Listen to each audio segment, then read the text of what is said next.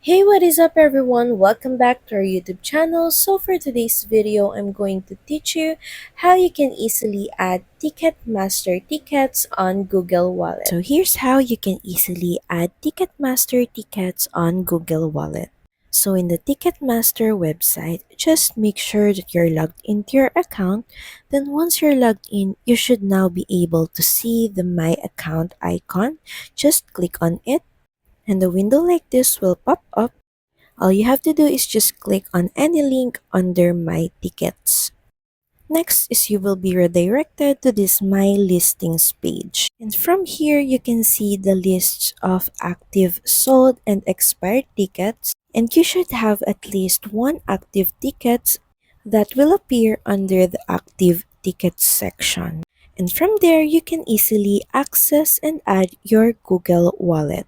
So that's pretty much it. Thank you very much for watching this video.